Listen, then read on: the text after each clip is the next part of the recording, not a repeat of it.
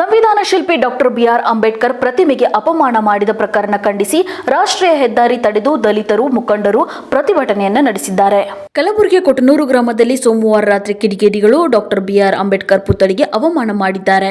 ಹೀಗಾಗಿ ಆರೋಪಿಗಳನ್ನು ಕಠಿಣ ಶಿಕ್ಷೆಗೆ ಒಳಪಡಿಸಬೇಕು ಎಂದು ಆಗ್ರಹಿಸಿ ತಾಲೂಕಿನ ವಿವಿಧ ದಲಿತ ಸಂಘಟನೆಗಳು ಪ್ರಮುಖರು ಕಾರ್ಯಕರ್ತರು ಚವಡಾಪುರದಲ್ಲಿ ರಾಷ್ಟ್ರೀಯ ಹೆದ್ದಾರಿ ತಡೆದು ಪ್ರತಿಭಟಿಸಿದರು. ಅಂಬೇಡ್ಕರ್ ಪ್ರತಿಮೆಗೆ ಅವಮಾನ ಮಾಡಿದರೆ ಯಾರು ಸಹಿಸುವಂತಿಲ್ಲ. ಕೃತ್ಯ ಎಸಗಿದವರನ್ನ ಗಲ್ಲು ಶಿಕ್ಷೆಗೆ ಒಳಪಡಿಸಬೇಕು. ಮುಂದೆ ಇಂತಹ ಘಟನೆಗಳು ಮರುಕಳಿಸದಂತೆ ಸರ್ಕಾರ ಮುನ್ನೆಚ್ಚರ ವಹಿಸಬೇಕು ಎಂದು ಪ್ರತಿಭಟನಾಕಾರರು ಒತ್ತಾಯಿಸಿದರು.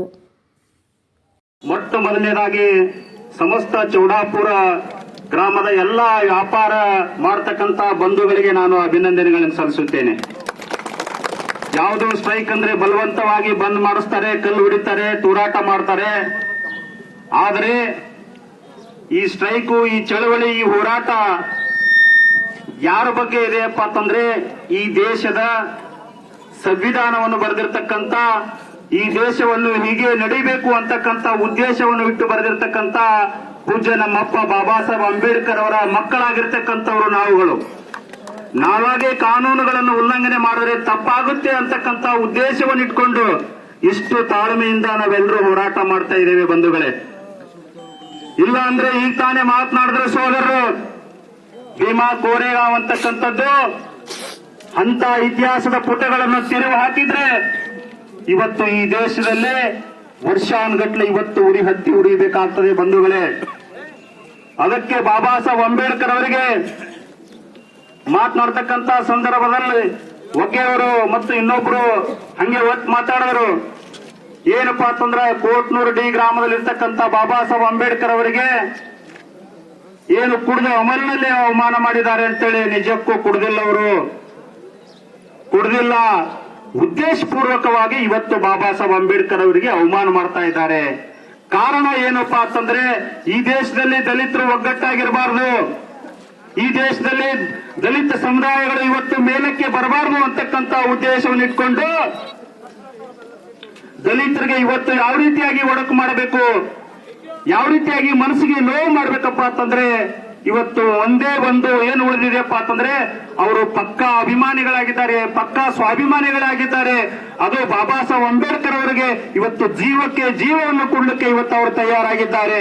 ಅಂತವರಿಗೆ ಯಾವ ರೀತಿಯಾಗಿ ಕೆಣಕಬೇಕಪ್ಪ ಅಂತಂದ್ರೆ ನಿನ್ನೆ ಏನು ನಡೆದಿದೆಯಲ್ಲ ಘಟನೆ, ಆ ಘಟನೆಗೆ ನಾವೆಲ್ಲರೂ ಸಂಪೂರ್ಣವಾಗಿ ಖಂಡಿಸ್ತೇವೆ ಬಂಧುಗಳೇ.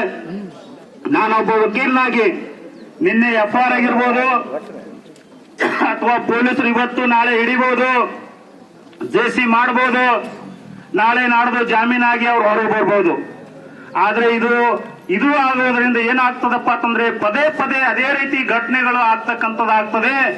ಇವತ್ತು ನಮ್ಮ ಪೊಲೀಸರು ಏನ್ ಕೆಲಸ ಮಾಡಬೇಕಪ್ಪ ಅಂತಂದ್ರೆ ಅಂತವರನ್ನು ಕರೆಸಿ ಈಗ ತಾನೇ ಗುಂಡಪ್ಪಣ್ಣ ಮಾತಾಡ್ದಂಗ ಸಾರ್ವಜನಿಕರ ಮಧ್ಯೆ ಇವತ್ತು ಎನ್ಕೌಂಟರ್ ಮಾಡಬೇಕು, ಅವರಿಗೆ ಎನ್ಕೌಂಟರ್ ಮಾಡಬೇಕು. ಅಂತ ಎನ್ಕೌಂಟರ್ ಮಾಡೋದ್ರ ಮುಖಾಂತರ ಒಂದು ಸಮಾಜಕ್ಕೆ ಒಳ್ಳೆ ಸಂದೇಶವನ್ನು ಹೋಗ್ತಕ್ಕಂಥದ್ದು.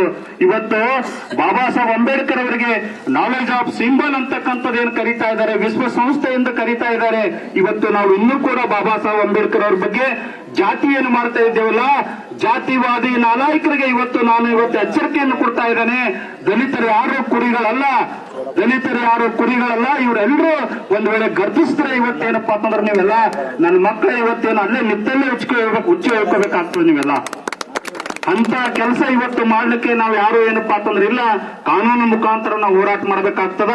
ಆ ಹೋರಾಟಕ್ಕೆ ಒಂದು ಇವತ್ತು ಬಾಬಾ ಸಾಹೇಬ್ ಅಂಬೇಡ್ಕರ್ ಅವರು ಶಿಕ್ಷಣ ಸಂಘಟನೆ ಏನು ಹೋರಾಟ ಹೇಳಿದ್ದಾರೆ ಅವೆಲ್ಲವನ್ನು ನಾವು ಇವತ್ತು ಜೀವನದೊಳಗೆ ಅಳವಡಿಸಿಕೊಂಡು ಹೋರಾಟ ಮಾಡ್ತಕ್ಕಂಥವ್ರು ನಾವುಗಳು. ಬೇರೆ ರೀತಿಯಾಗಿ ಒಂದು ಘಟನೆಗಳನ್ನು ಮಾಡಲಿಕ್ಕೆ, ಬೇರೆ ರೀತಿಯಾಗಿ ಕಾನೂನನ್ನು ಕೈಗೆತ್ತಿಕೊಳ್ಳಲಿಕ್ಕೆ ಇವತ್ತು ಅವಕಾಶವನ್ನು ಕೊಡಬಾರದು ಅಂತಕ್ಕಂಥದ್ದು ಇವತ್ತು ನಾನು ಎಚ್ಚರಿಕೆಯನ್ನು ಕೊಡ್ತೇನೆ. ಗುಲ್ಬರ್ಗಾ ಜಿಲ್ಲಾ ಇವತ್ತೇನು ಆಡಳಿತ ಇದೆ ಇವತ್ತು ಸಂಪೂರ್ಣವಾಗಿ ವಿಫಲ ಆಗಿದೆ.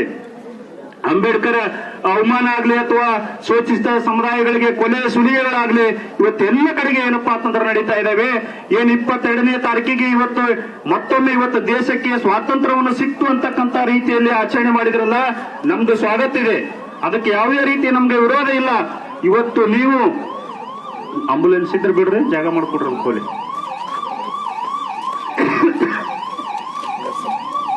ಜಾಗ ಮಾಡ್ರಿ ಆಂಬುಲೆನ್ಸ್ ದಯವಿಟ್ಟು ಎಲ್ಲ ಕಾರ್ಯಕರ್ತರು. ತೋಪ ಸೈಡ್ ತೋ ಗಾಡಿ ಸೈಡ್ ತೋ.